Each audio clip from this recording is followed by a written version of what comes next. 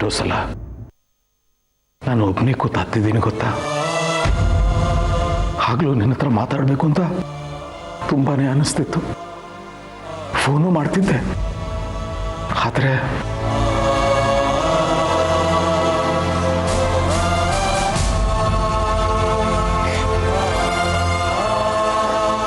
Sorry daddy, I am very sorry.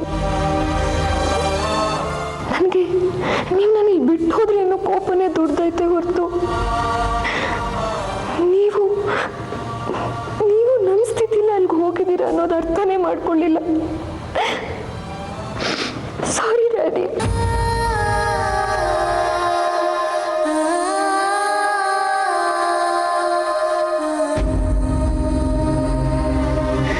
Control yourself ಮಗಳೇ. ಈಗ ಇದೆಲ್ಲ ನಿನ್ನ ಹತ್ರ ಹೇಳಿದ ಮೇಲೆ ಮನಸ್ಸು ತುಂಬಾನೇ ಹಗುರ ಆಗೋಯ್ತು.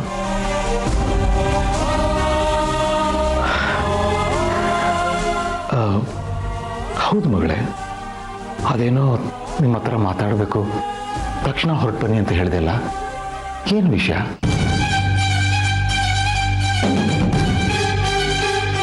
ಹೇಳು ಮಗಳೇ, ನನ್ನ ಹತ್ರ ಹೇಳ್ಕೊ.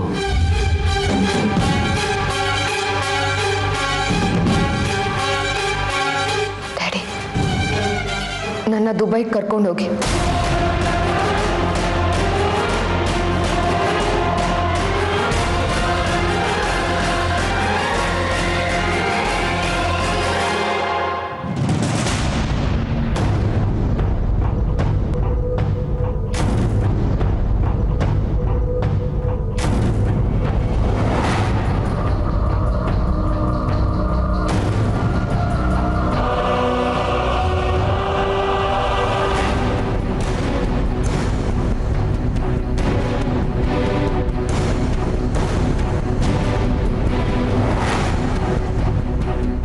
ಅಣ್ಣ, ನಿಮ್ಮ ಹತ್ರ ಒಂದು ವಿಷಯ ಹೇಳೋದಿತ್ತು, ಆದರೆ ಹೇಗೆ ಹೇಳೋದಂತ ಗೊತ್ತಾಗ್ತಾ ಇಲ್ಲ. ಆದರೆ ಹೇಳಲೇಬೇಕು, ವಿಧಿ ಇಲ್ಲ. ನಮ್ಮ ಹತ್ರ ಯಾವ ಮುಚ್ಚುಮರೆನೂ ಬೇಡ. ಏನು ಹೇಳಬೇಕು ಅಂತಿದ್ರೋ ಅದನ್ನು ಸಂಕೋಚ ಪಡದೆ ಹೇಳಿ. ನಾನು ಮಯೂರಿನ ನನ್ನ ಜೊತೆ ದುಬೈ ಕರ್ಕೊಂಡು ಹೋಗೋಣ ಅಂತಿದ್ದೀನಿ.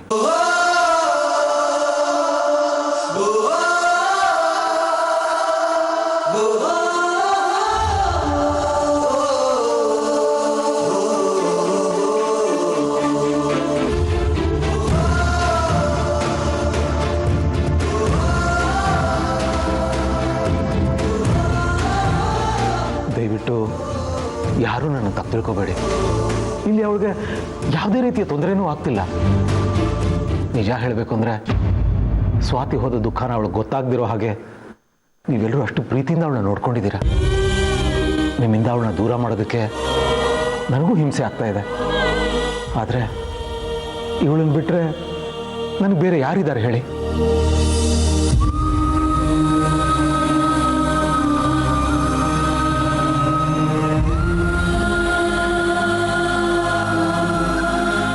ನನಗೆ ಗೊತ್ತು, ಮಯೂರಿಗೆ ಇಂಥ ಒಂದು ಮನೆಯ ವಾತಾವರಣ ನಾನು ಕೊಡೋಕ್ಕೆ ಸಾಧ್ಯನೇ ಇಲ್ಲ.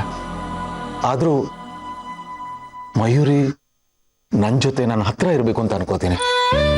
ಒಬ್ಬ ತಂದೆಯಾಗಿ ನನ್ನ ನೋವನ್ನ ದಯವಿಟ್ಟು ಅರ್ಥ ಮಾಡ್ಕೊಳ್ಳಿ ಪ್ಲೀಸ್.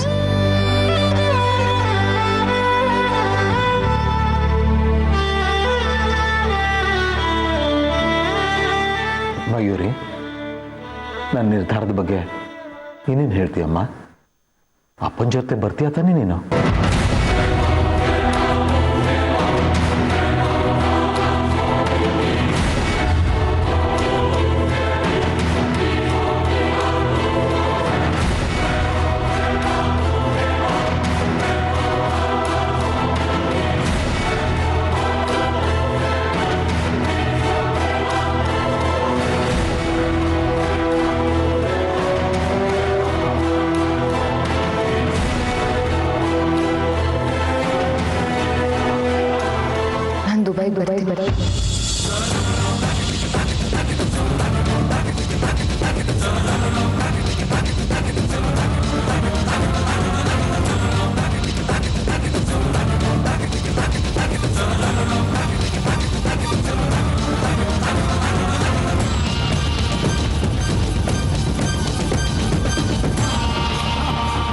ಮಯೂರಿ, ನೀನು ನಿನ್ನ ಅಪ್ಪನ ಜೊತೆ ಹೋಗಮ್ಮ.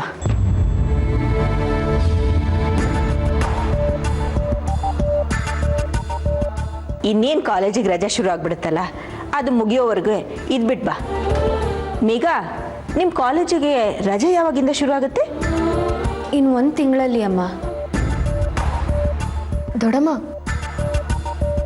ನಾನಲ್ಲಿ ರಜಾ ಕಳಿಯೋದಕ್ಕೆ ಹೋಗ್ತಾ ಇಲ್ಲ, ಅಲ್ಲೇ ಪರ್ಮನೆಂಟ್ ಆಗಿರೋದಕ್ಕೆ ಹೋಗ್ತಾ ಇದ್ದೀನಿ.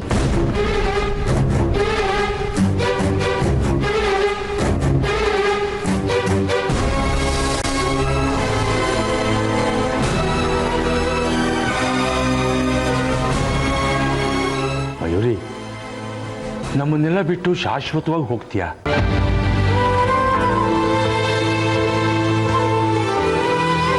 ಮಯೂರಿ, ಏನೇ ಹೇಳ್ತಾ ಇದೀಯ ನೀನು? ನೀನು ತಮಾಷೆ ಮಾಡ್ತಿದ್ಯಾ ತಾನೆ? ನಮ್ಮನ್ನೆಲ್ಲ ಹೆದರ್ಸ್ಬೇಕು ಅಂತಿದ್ಯಾ ನೀನು?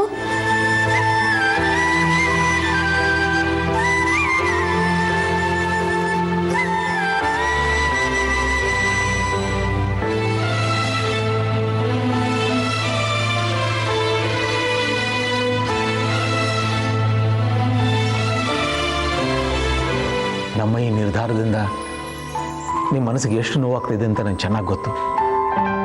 ನಿಜ ಹೇಳಬೇಕು ಅಂದರೆ ಈ ನಿರ್ಧಾರ ತಗೋಬೇಕಾದ್ರೆ ನಮಗೂ ಅಷ್ಟೇ ನೋವಾಯಿತು. ಆದರೆ ಏನು ಮಾಡಲಿ, ನನ್ನ ಮಗಳಿಲ್ಲದೆ ನನ್ನಿಂದ ಬದುಕಕ್ಕಾಗಲ್ಲ.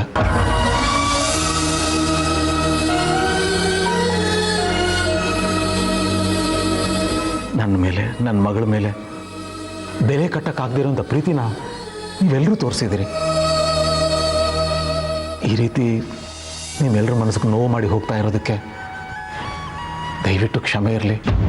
ಚಿಕ್ಕಪ್ಪ, ಇಡೀ ಗೋಕರ್ಣದಲ್ಲಿ ವಿದ್ಯಾವಿನಾಯಕ ಕಾಲೇಜಿಗೆ ತುಂಬಾ ಒಳ್ಳೆ ಹೆಸರಿದೆ. ಒಳ್ಳೆ ಕೋಚಿಂಗ್ ಸಹ ಕೊಡ್ತಾರೆ. ಡಿಗ್ರಿ ಮುಗಿದ ಮೇಲೆ ಮಯೂರಿನ ಕರ್ಕೊಂಡು ಹೋಗಿ. ಅಲ್ಲಿವರೆಗೂ ಇವಳು ಇಲ್ಲೇ ಇರಲಿ. ಮಯೂರಿ, ನಮ್ಮಿಂದ ಏನಾದರೂ ತಪ್ಪಾಗಿದ್ರೆ ಹೇಳು, ನಾವೆಲ್ಲ ತಿದ್ಕೋತೀವಿ. ಬಿಟ್ಟು ಹೋಗ್ತೀನಿ ಅಂತ ಮಾತ್ರ ಹೇಳ್ಬೇಡ್ವೆ.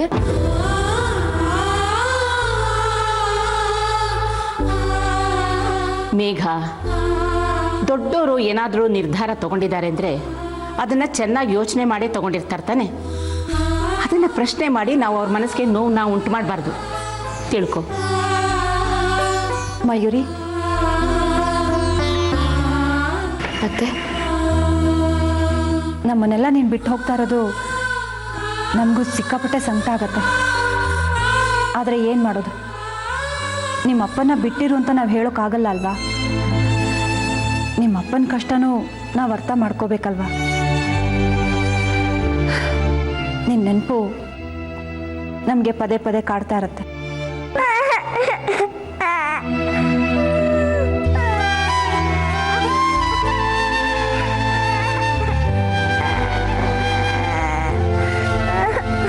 ಚಿಂಟು ಮರಿ, ಅಳಬಾರ್ದು. ಗುಡ್ ಬಾಯ್ ಅಲ್ಲ? ಅಕ್ಕ, ನಮ್ಮನ್ ಬಿಟ್ಟು ಹೋಗ್ಬೇಡ. ನೀನು ನಾನು ಹೋಗಕ್ ಬಿಡಲ್ಲ ಅಕ್ಕ, ಹೋಗ್ಬೇಡ.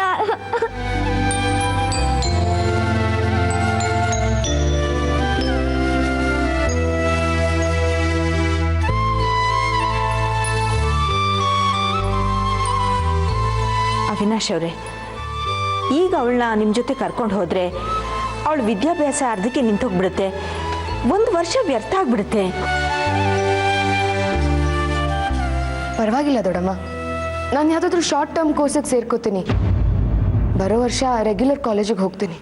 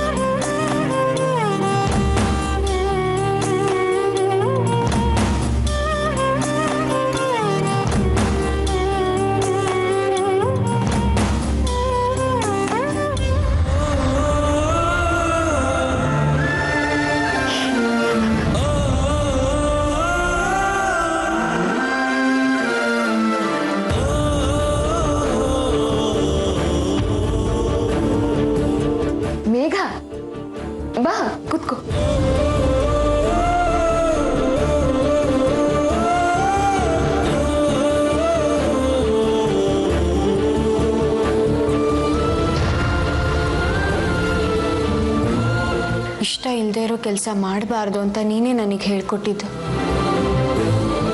ಅಂಥದ್ರಲ್ಲಿ ನೀನೇ ಆ ಕೆಲಸ ಮಾಡಕ್ಕೆ ಹೊರಟಿದ್ಯಾ? ಮೇಘ, ನೀನನ್ನ ತಪ್ಪು ತಿಳ್ಕೊತಾ ಇದೆಯಾ? ಹೌದಾ? ಹಾಗಾದ್ರೆ ಹೋಗ್ತಾ ಇರೋ ಸಂತೋಷ ಯಾಕೆ ಕಾಣ್ತಿಲ್ಲ ನಿನ್ನ ಮುಖದಲ್ಲಿ? ಯಾಕೆ ಒಬ್ಳೆ ಕತ್ಲಲ್ಲಿ ಕೂತ್ಕೊಂಡು ಅಳ್ತಾ ಇದೆಯಾ? ಹೇಳೆ. ಇಷ್ಟು ದಿನ ನಿಮ್ಮೆಲ್ಲರ ಕಷ್ಟ ಸುಖದಲ್ಲಿ ಭಾಗಿಯಾಗಿದ್ದೆ. ನಿಮ್ಮ ಜೊತೆ,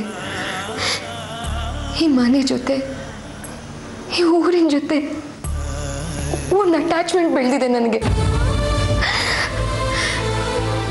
ಈಗ ಇದನ್ನೆಲ್ಲ ಶಾಶ್ವತವಾಗಿ ಬಿಟ್ಟು ಹೋಗ್ಬೇಕು ಅಂದ್ರೆ ನೋವಾಗುತ್ತೆ. ಮತ್ತೆ ಹೋಗ್ಬೇಡ ಕಣೆ, ಪ್ಲೀಸ್.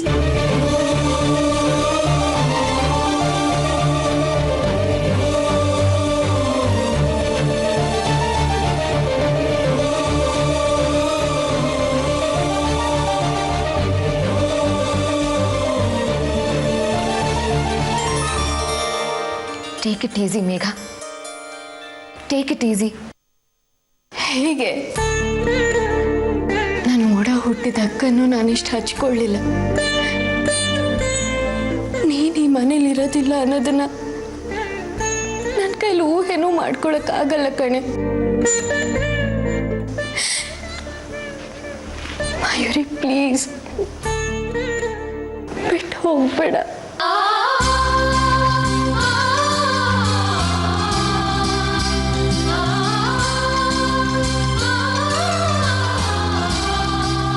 ನಾನು ಇಲ್ಲಿಗೆ ಬರೋಕ್ಕಿಂತ ಮುಂಚೆ ನೀನು ಇಲ್ಲೇ ಇದ್ದೆ.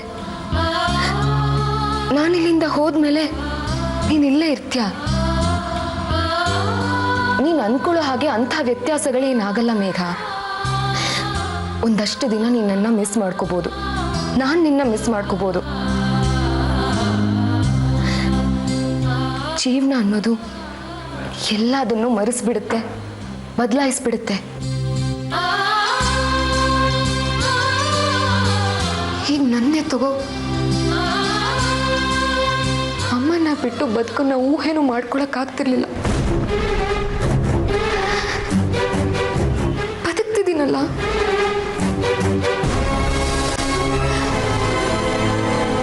ನಿಧಾನಕ್ಕೆಲ್ಲ ಸರಿ ಹೋಗುತ್ತೆ ಮೇಘ. ಮಯೂರಿ, ನಿನ್ಗಿಲ್ಲಿ ಏನ್ ಸಮಸ್ಯೆ ಇದೆ ಅಂತ ಬಲವಂತವಾಗಿ ಅಲ್ಲಿಗೆ ಹೋಗ್ಬೇಕು ನೀನು? ಬೇಡ ಕಣೆ.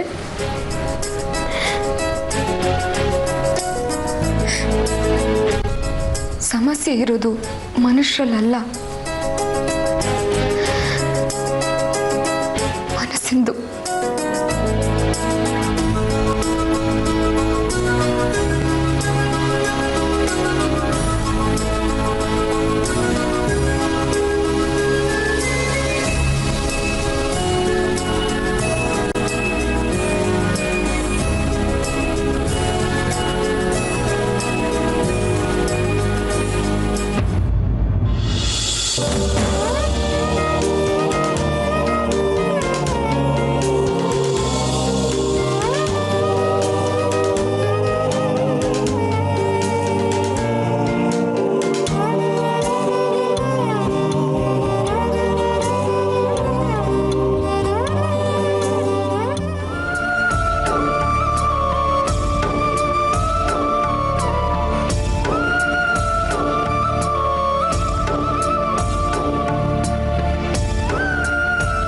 ಮಯೂರಿ ಹೀಗೆ ಮಾಡಬಾರ್ದಾಗಿತ್ತು. ಅವಳಿಗೆ ಇಲ್ಲಿ ಏನು ಕೊರತೆ ಮಾಡಿದ್ದೀವಿ ಅಂತ ಅವಳು ನಮ್ಮನ್ನು ಬಿಟ್ಟು ಅಲ್ಲಿಗೆ ಹೋಗಬೇಕು? ನಾನೇನು ಅವಳನ್ನ ಚೆನ್ನಾಗಿ ನೋಡ್ಕೊಳ್ಳಿಲ್ವಾ? ಅಥವಾ ನನ್ನಿಂದ ಏನಾದರೂ ತಪ್ಪಾಗಿದೆಯಾ? ಸುಮತಿ, ನಿನ್ನಿಂದ ತಪ್ಪಾಗಿದೆ ಅಥವಾ ಸರಿಯಾಗಿದೆ, ನೀನು ಅವಳಿಗೆ ನೋವು ಕೊಟ್ಟಿದ್ಯಾ ನೋವು ಕೊಟ್ಟಿಲ್ಲ ಅನ್ನೋದು ಮುಖ್ಯ ಅಲ್ಲ. ತಂದೆ ಮಕ್ಕಳ ಮಧ್ಯೆ ಒಂದು ಸಂಬಂಧ ಅನ್ನೋದಿರುತ್ತೆ, ಅದು ಮುಖ್ಯ ಆಗುತ್ತೆ.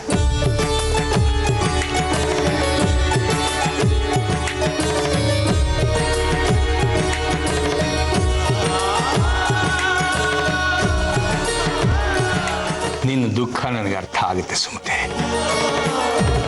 ಮಯೂರಿ ಈ ಮನೆಗೆ ಬಂದು 6-8 ತಿಂಗಳು ಕೂಡ ಆಗಿಲ್ಲ, ಈಗ ಹೊರಟು ನಿಂತಿದ್ದಾಳೆ. ಅದಕ್ಕೆ ನಮ್ಗಿಷ್ಟೊಂದು ದುಃಖ ಆಗ್ತಿದೆ. ನಾವು ಹೊತ್ತು ಹೆತ್ತು ಸಾಕಿ ಬೆಳೆಸಿದ ತಂದೆಗೆ ಇಷ್ಟು ದಿವಸ ಮಗಳನ್ನು ಬಿಟ್ಟಿದಾರಲ್ಲ, ಅವ್ರಿಗೆ ಎಷ್ಟು ದುಃಖ ಆಗಿರ್ಬೇಕು ಅಲ್ಲ. ನಮ್ಮ ದುಃಖ ಆಗ್ತಿದೆ ಅಂತ ಅಂದ್ಬಿಟ್ಟು ಮಯೂರಿನ ಇಲ್ಲೇ ಬಿಟ್ಟು ಹೋಗಿ ಅಂತ ಕೇಳೋದು ನ್ಯಾಯನ? ಮೇಘ ಒಂದು ಕ್ಷಣ ನಮ್ಮ ಕಣ್ಣು ಮುಂದೆ ಕಾಡಲಿಲ್ಲ ಅಂದ್ರೆ ನಾವೇ ಎಷ್ಟು ಚಡಪಡಿಸ್ತೀವಿ. ಅವಿನಾಶ್ ಪರಿಸ್ಥಿತಿನೂ ಹಾಗೆ ಇರುತ್ತೆ ತಾನೆ. ಮಯೂರಿನ ನಾವಿಲ್ಲೇ ಉಳಿಸ್ಕೊಂಡು ಎಷ್ಟೇ ಪ್ರೀತಿ ಮಮತೆ ತೋರಿಸಿದ್ರು ಹೆತ್ತೋರು ಕೊಡೋ ಸುಖನ ನಾವು ಕೊಡೋಕೆ ಸಾಧ್ಯ ಇಲ್ಲ ಅಲ್ವಾ ಸುಮತಿ?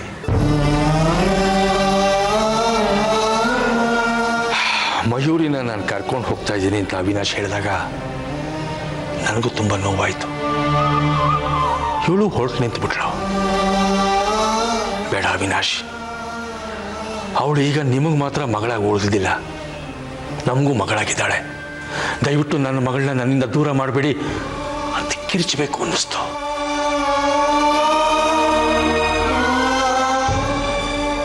ತಕ್ಷಣ ನನ್ನ ಒಳ ಮನಸ್ಸು ಎಚ್ಚರಿಸ್ತು ನನ್ನ. ವಿಶ್ವನಾಥ್, ನೀನು ಒಬ್ಬ ಹೆಣ್ಣುಮಗು ತಂದೆ. ಅವಿನಾಶ್ ಪರಿಸ್ಥಿತಿನ ನಿನ್ನ ಬಿಟ್ಟು ಬೇರೆ ಯಾರು ಅರ್ಥ ಮಾಡ್ಕೊಳಕ್ ಸಾಧ್ಯ ಇಲ್ಲ ಅಂತ ಮಾತಾಡದೆ ನೋವನ್ನ ಒಳಗಡೆನೆ ಇಟ್ಕೊಂಡು ಸುಮ್ಮನಾಗ್ಬಿಟ್ಟೆ ಸುಮತಿ. ನೀವು ಹೇಳೋದು ನನಗೆ ಅರ್ಥ ಆಗ್ತಾ ಇದ್ದೀರಿ.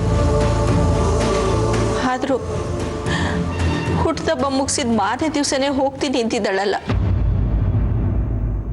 ಇನ್ನೂ ಸ್ವಲ್ಪ ದಿವಸ ಇದ್ದು ಹೋಗ್ಬೋದಿತ್ತಲ್ಲ ಅಂತ. ಅಂದ್ರೆ ನೀನು ಹೇಳೋದೇನು, ಮಯೂರಿ ಇನ್ನು ಸ್ವಲ್ಪ ದಿನ ಇದ್ದು ಹೋದ್ರೆ ನಿನಗೆ ದುಃಖ ಕಡಿಮೆ ಆಗ್ಬಿಡುತ್ತೆ ಅಂತನ? ಇಲ್ಲ ಸುಮತಿ, ನೀನು ಮನಸ್ಸನ್ನ ಗಟ್ಟಿ ಮಾಡಿಕೊಳ್ಳೇಬೇಕು. ಅವಳ ಬರ್ತ್ಡೇನ ವಿಜೃಂಭಣೆಯಿಂದ ಆಚರಿಸ್ಬೇಕು ಅಂತ ನಿರ್ಧಾರ ಮಾಡಿದ್ದೀವಿ. ಎಲ್ಲರೂ ಸೇರಿ ಆಚರಿಸೋಣ, ನಗ್ನಗ್ತಾ ಇರೋಣ. ನೀನು ಈ ಥರ ದುಃಖ ಪಡ್ತಾ ಇದ್ರೆ ಮಯೂರಿ ನಗ್ನಗ್ತಾ ಹೋಗ್ತಾಳೆ ಅನ್ಕೊಂಡಿದ್ಯಾ? ಇಲ್ಲ, ಅವಳನ್ನ ನಗ್ನಗ್ತಾ ನಾವು ಕಳಿಸ್ಕೊಡ್ಬೇಕು. ಮೇಘನ್ನ ಕಾಪಾಡಿ ಅವಳು ಹೇಗೆ ನಮ್ಮ ನೆನಪಿನಲ್ಲಿ ಉಳ್ಕೊಂಬಿಟ್ಲೋ ಅದೇ ಥರ ನಮ್ಮ ನಗು ನಾಳಿನ ಅವಳ ಬರ್ತ್ಡೇ ಅವಳ ಜೀವನದಲ್ಲಿ ನೆನಪಾಗಿ ಉಳ್ಕೋಬೇಕು, ಸವಿ ನೆನಪಾಗಿ. ಏನು ಹೇಳ್ತೀಯ?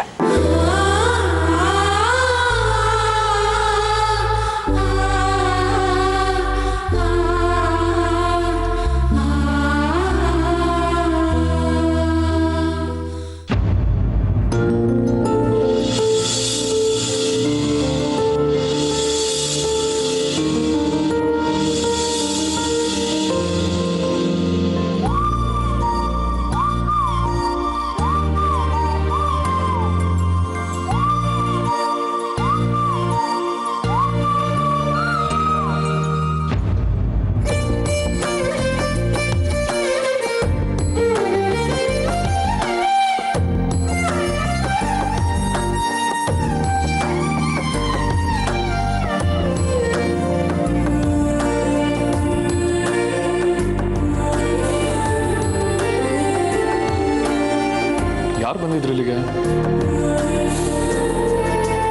ಯಾರು ಬರ್ದಿದ್ದು ಇದನ್ನ?